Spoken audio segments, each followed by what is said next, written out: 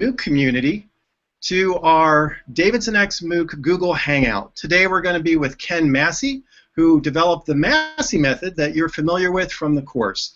It's used for sports ranking, and then Ken also has a lot of data that we've been looking at and using in the course. So welcome, Ken.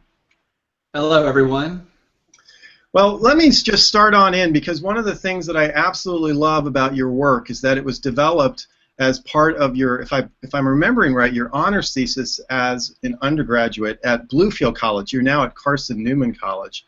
And what I'd like to know is, how did you come to develop your method as an undergraduate, and did you apply it to college football at that time? Because you've done a lot of that since. Yes, I did. I went to Bluefield College, which is a small liberal arts school, and I had intentions to go to Virginia Tech for graduate school in math, which was about an hour down the road. And I've been going to Virginia Tech football games all my life, so I was a big football fan. And at that time, Virginia Tech was starting to get pretty good at football, and I was hunting around for a project to do my undergraduate thesis on, and I had read Jeff Sagarin's work in the USA Today for years and thought, well, that's really interesting. I wonder how he comes up with these numbers. And so one day in class, I think it was a probability class, we were talking about Markov chains, and an idea hit me, and I went home and programmed some things, and I thought this will work. And then I did more research and came up with other methods, the least squares methods, and some other maximum likelihood type methods, and I wrote my thesis about that. And then since then, I've been doing it as a hobby. That's really neat. It really points out that in classes, I'll often tell students that you need to listen to that inner voice, because sometimes it's telling you something new that can be done new, and you definitely have developed that through your work. That's fun. Now, one of the things that came out of your work with your method in your sports ranking was that you served as a consultant for the Bowl Championship Series. In a second, I'll let you describe that, because this is an international audience, so not everyone will know what that is. How long did you do that work with them, and can you describe kind of the process of being a consultant for something like that? I got started with them in 1999, and then the BCS ended after the 2013 season, so it was almost 15 years. What the BCS is instead of a playoff, college football had always just had a bowl system where teams got matched up based on conference tie-ins and things like that.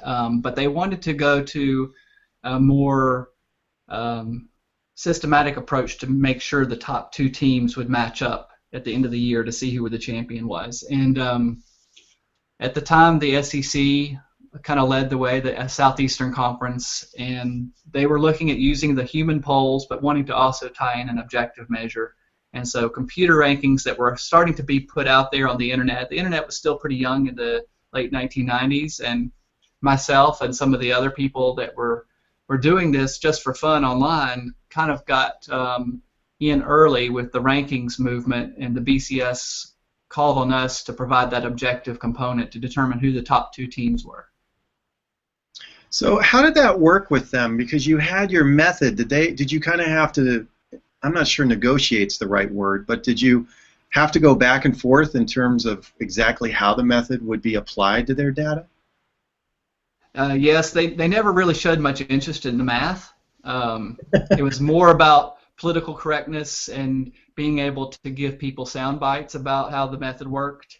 So we would at first use margin of victory, strength of schedule, and of course, whether you win or lose is a big factor there.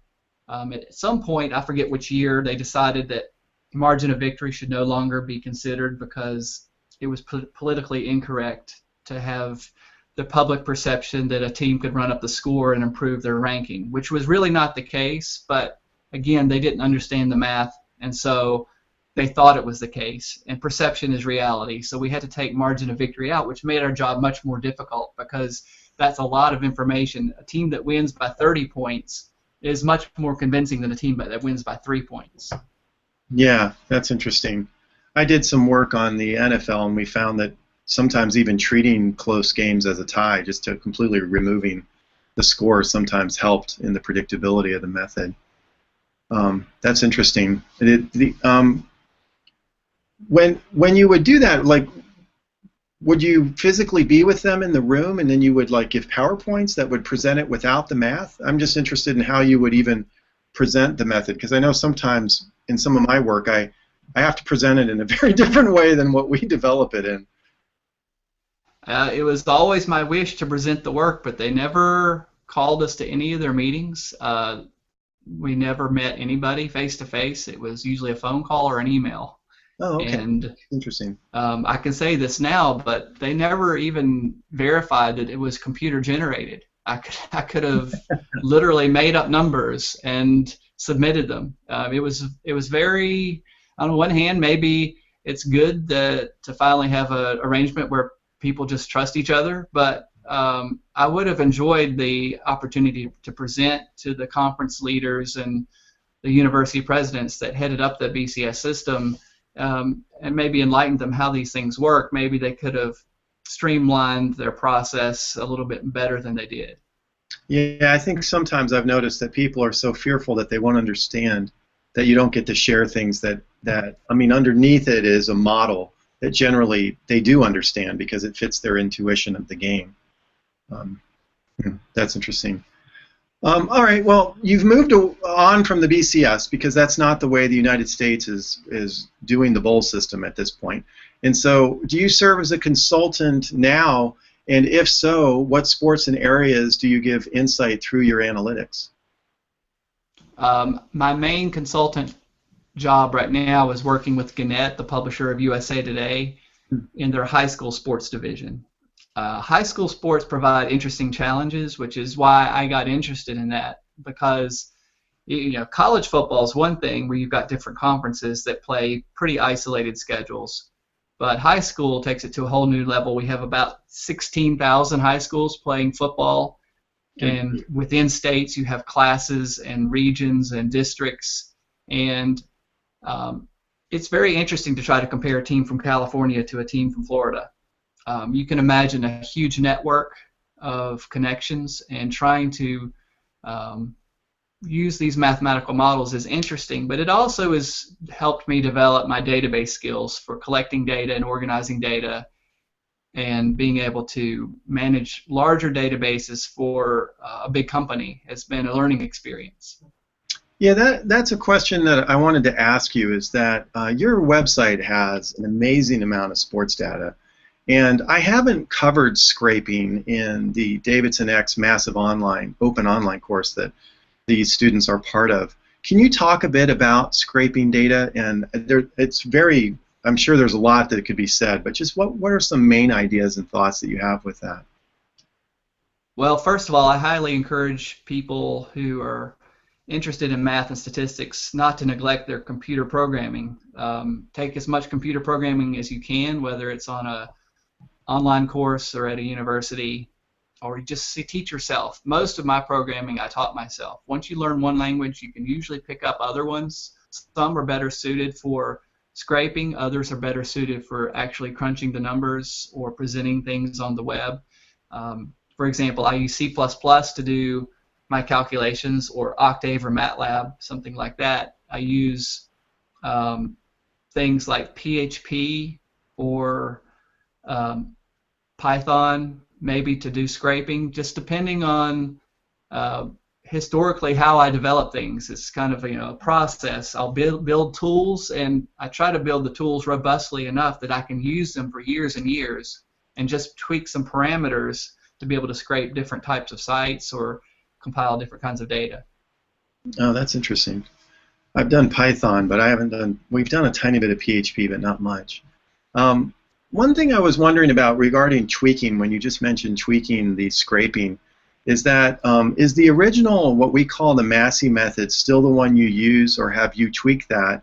And if you do have adaptations, is there anything that you can share, at least in a broad sense, of kind of how you've tweaked it since your original proposed version? Well, the original version that was in my undergraduate thesis, I had several models in there. One of them was a linear model, which I think you teach in this class. It's based entirely on linear algebra using least squares and solving a system from that. In addition to that, I had studied maximum likelihood estimates, which is a more general class of models, of which the least squares method is one example. So I do still use maximum likelihood as my main framework, but I have different underlying distributions. For example, least squares tries to minimize the squared error between what was explained by the model and what actually happened on the field. But you can imagine other penalty functions, for example, minimizing the absolute value of the error, or other types of functions that would yield nonlinear equations that have to be solved with iterations, like maybe Newton's method or something similar. Oh, that's interesting. That's helpful. You and I have talked about that before. So, give me a second. I was so interested, I lost track of what I was asking. Oh yeah, I really wanted to ask you about this because in my own work, but in particularly in this online course, because there's people from around the world who are interested in different sports, I've asked them to apply sports ranking to their sports of interest. And so when you decide to kind of venture into a new sport, because you have a lot of sports already on your website where you even give a ranking for them, what types of things do you consider as you approach the data in the modeling of the sport for your ranking to be meaningful? Well, to be honest, there are some sports I don't know much about. Someone might write me an email saying, could you rank this sport, or could you cover this league? And in some cases, for example, if you go to my website, I have FIFA rankings for soccer, or domestic soccer or basketball leagues from Europe that I don't know much about. And sometimes they have weak interactions, and my data is not clean enough because I don't really know when things are wrong, just because I don't follow the sport very well. So I don't necessarily make an attempt to do professional level work at every sport or every league. But because my methods are so general, I theoretically, if I have clean data, I can apply my method to any league that somebody writes about. No, that's interesting. That's helpful to know. All right, so this is the opportunity where people, students in the MOOC, can ask questions. So I've had a couple questions for you. The first one is, how did you come up with such a good idea as an undergraduate, and were you surprised at how good it was? I wish I could remember now. I remember when I was a junior, there were several problems that I was thinking about doing my thesis on, and I couldn't really say that one seemed better than another, except for that one day in class when I had this idea about a Markov chain, and when I programmed it and it worked, that really got me excited. And then I just started saying, well, if I tried this, then I could get these results. And when you start to bridge the gap between different classes, I think a lot of times in universities you compartmentalize so many things. Well, this is calculus class, this is linear algebra class, this is statistics class. Until you start to see the connections, you don't really appreciate the power of these things. And that's really what got me into this, is seeing how things can be connected. And also through sports and computer programming, which I like to, those could be considered hobbies aside from my real work as a mathematician. But having something that combined all of those interests was really great. Oh, that's a really interesting. Well, this is an interesting question because I think you mentioned this earlier. You and I had a little bit of time before, so I sometimes forget what we've talked about when we're live. On your website, you have a separate tab for the stock market. Do you plan on using the Massey rating method for stocks in order to get some type of ranking for them? I do plan to when I can find the time. I had put up kind of like just an experimental thing just to test a database I was working on. I don't think it's up to date right now. The stock market is an interesting case because there's this thing called the efficient markets hypothesis, which says you shouldn't be able to find an advantage that would persist for any meaningful time to profit. And yet, it's hard to believe that herd mentalities don't sometimes kick in and you can find bargains. So I've been experimenting with ways to evaluate stocks, and I like the idea of ranking because it's so clean to say, if you have the S&P 500, which are 500 big companies, can you rank them maybe based on the expected gain over the next 10 years or 5 years or whatever your time frame is? it's not predicting the future, but it's more of a probabilistic thing in terms of expectation and maybe also the variance, the risk you take by owning such a stock portfolio. Hmm. That's interesting. Yeah, we've moved to a lot of that standard deviations as teams have played to try to get sense of kind of teams that upset and so forth. Right. Oh yeah, speaking about upsets. Here's an interesting question that someone posed for you. Can you solely define an upset just on ratings? So the idea of finding an upset, this probably relates a little bit to March Madness, because in March Madness, which is the basketball tournament here in the United States, one of the big attributes of that is that these underdogs, if you will, come up and just beat these big monster teams. And so some of those can be hard for anybody to predict because it might have never happened again if they played 100 more times. What are your thoughts on predicting upsets with these methods? I think it's very hard to do. I think kind of like for the stock market, sometimes you need fundamental analysis besides just the technical numbers. For example, I don't know enough about basketball or football to be able to look at two lineups and say, well, this team should match up well against that team. Mm-hmm. I would say probably somebody who had a combined knowledge of the fundamentals of the game and knew the players and their strengths and weaknesses could probably predict an upset in conjunction with looking at statistics and rankings that were produced that way. Maybe as kind of a filter to say, well, maybe these two teams are closer than the experts think. And then from that, look at the fundamentals. Well, this team has good guard play, and this team commits a lot of turnovers. Maybe that's a good possibility. Yeah, it's interesting. The best bracket that that came out of my students this year was somebody who used the method, the Massey method, for a lot of it. But then at a certain level of the tournament, he looked at what it said, but then he used his own knowledge of basketball to kind of make the final decision, which is often what I say is the best way to do that. I like the way you talk about that. Okay, we'll do one more question, and then we'll let you go, and we thank you for your time. What is one or two factors that that your method does not take into account that you wish it could? A lot of people might be surprised, but I don't look at any individual statistics. I've always been more interested in sports as a team game, and I realize now that people are moving into individual player analytics. I just haven't gotten to there yet. I don't know if I ever will. I think I'm more content to stay on analyzing teams. You know, if you're looking at a football game, maybe you can get information by knowing that the starting quarterback is out. I don't look at things like that, and I'm just accepting that as a weakness to my models. I don't know about all the moving parts to a team, but I try to evaluate a team as a whole. And there again, if you subjectively know that players are injured, or this team is really motivated, or this team is trying to lose so they get a higher draft pick, those are things my model is just not going to know about. Yeah, that's one of the things I often talk about is that if you have like an injured player, one of the problems with trying to fold that in is that you have so little data to pull on anyway. I mean, sometimes it's kind of hard to know what to, and in some sense you're better off just moving to other things to try to figure out the impact of that. Well, Ken, if somebody wanted to move into, I'll ask you just one more question. If somebody wanted to move into sports ranking and they just love your site, they love the work you've done, they like the types of things you've done, what would be your advice to such a student as they are looking to move forward?